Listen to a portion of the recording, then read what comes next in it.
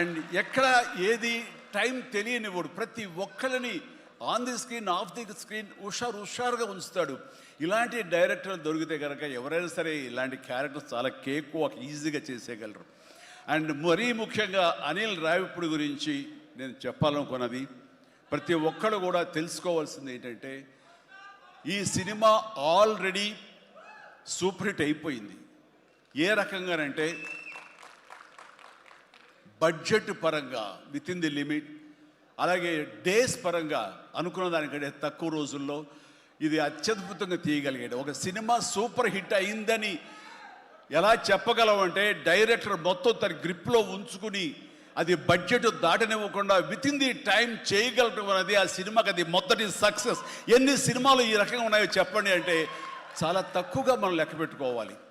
ఆ రకంగా ఇది మొదటి విజయం సాధించింది. రెండో విజయం రేపు 12వ తారీఖున ప్రజల ముందు మీరు నిర్ణయిస్తారు ఎంత ఘన విజయం మీరు మాకు ఇస్తారు అన్నది. ఇక ఈ సినిమా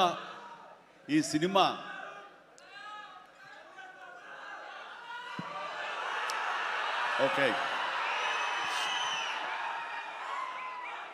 ఇక ఈ సినిమాలో నేను నెక్స్ట్ చెప్పుకోదగిన వ్యక్తి వెంకటేష్, నా బ్రదర్. ఎప్పుడు కలుసుకున్నా సరే చాలా సరదాగా మాట్లాడుకుంటాం. ముఖ్యంగా ఇప్పుడు మీ ముందు తమాషాగా కామెడీగా హుషారుగా మాట్లాడినా సరే అతనితో వన్ టు వన్ కూర్చుంటే చాలా ఫిలసాఫికల్గా ఇన్ డెప్త్, ఇంతటి డెప్త్ వ్యక్తి వెంకటేష్. అందుకైనా ప్రతి ఒక్కరు ఎంత పాజిటివ్ మనిషి, పాజిటివ్ వైబ్స్ ఉంటాయి మనిషి చుట్టూరు అంటుంటారు. నిజంగా అతనితో టైం తెలియదు మనకి. ఎంతో తన ఏజ్కి మించినటువంటి విషయాలు తెలియజేస్తూ జీవితం యొక్క పరమావధి ఏంటి, జీవితం ఎలా ఉండాలి, ఎంత పీస్ఫుల్గా ఉండాలి చెబుతుంటే కనుక నాకు మోడర్న్ డ్రెస్ వేసుకున్న చిన్న సైజు గురువులాగా అనిపిస్తుంటాడు వెంకటేష్. నిజం. సో అలాగా సినిమా జీవితాన్ని తన వ్యక్తిగత జీవితాన్ని రెండు బ్యాలెన్స్ చేసుకుంటూ చాలా చక్కగా ముందుకు సాగుతూ ఎంతో ఇన్స్పైర్గా ఉంటుంది వెంకటేష్.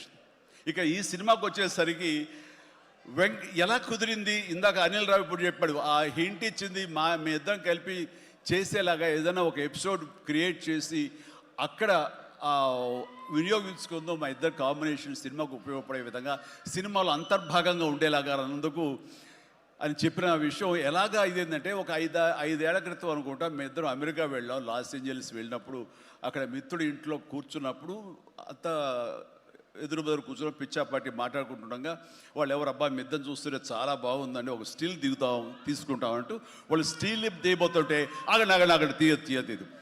చిరంజీవి కూర్చుంటారు, నేను నిలబడతాను అని చెప్పేసాడు. అదేంటి వెంకీ అలా కాదు, నేను నిలబడతాను అన్నాను. లేదు ఇది నా మైండ్ లోపల ఎప్పటి నుంచో మీరు అట్లా బాస్లో కూర్చుంటే కనుక కాలు మీద కాలు వేసుకుని నేను వెనకాల నిలబడి ఉంటాను.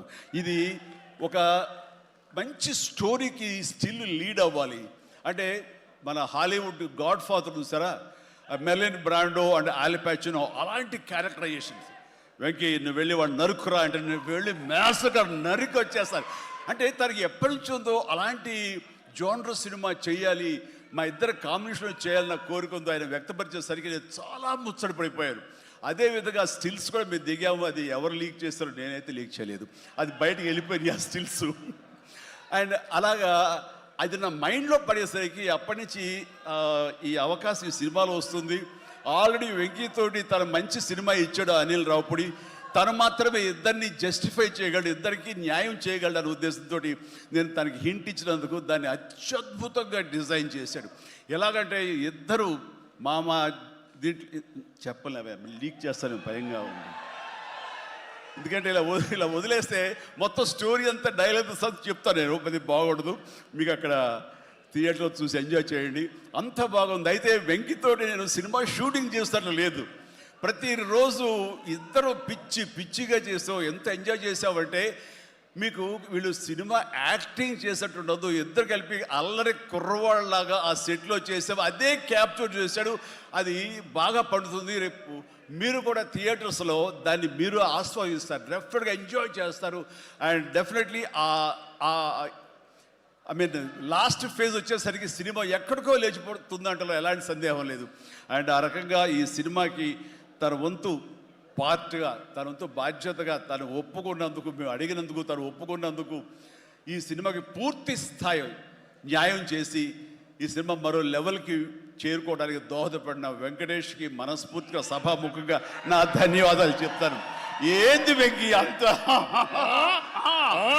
ఆహా, ఇదే సరదా.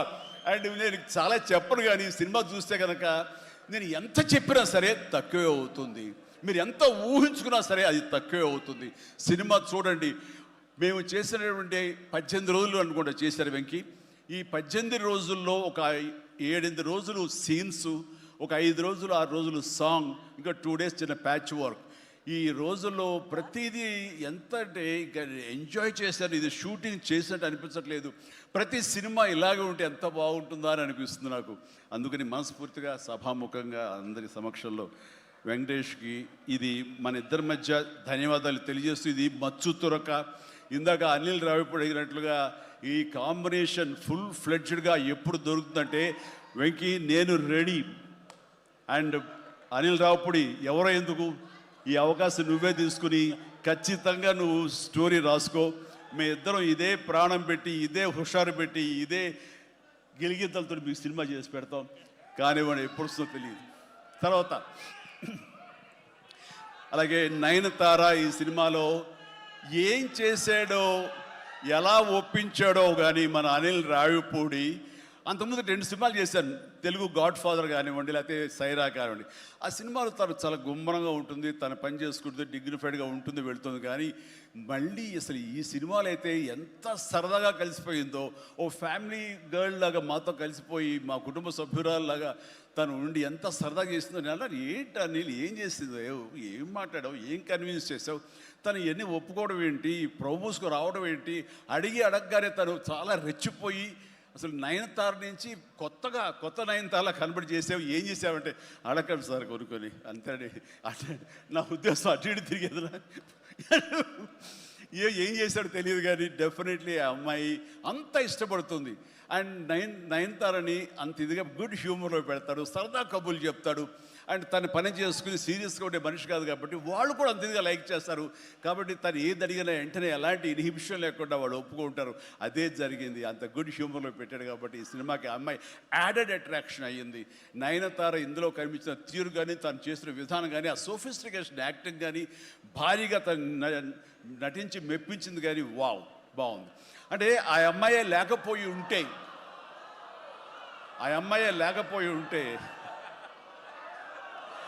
వావ్,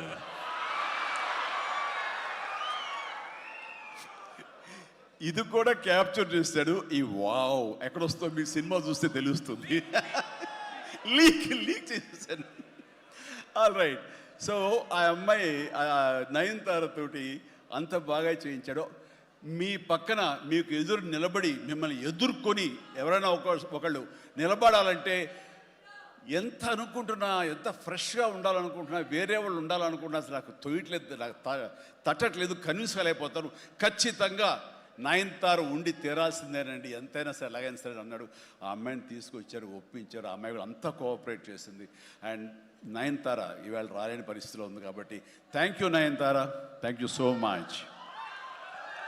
ఇక ఈ సినిమాలో సచిన్ ఖేల్ క్యారెక్టర్ యాక్టర్గా, అండ్ నాతో పాటు నా టీంలో చేసినటువంటి హర్షవర్ధన్, అలాగే అభినవ్, ఇతర నటీనటులు, అండ్ క్యాథరిన్ కూడా మా టీంలో ఒక పార్ట్ లాగా ఉండి తను చేసి చాలా ఒక నిండుదనం, గ్లామర్ తీసుకొచ్చింది.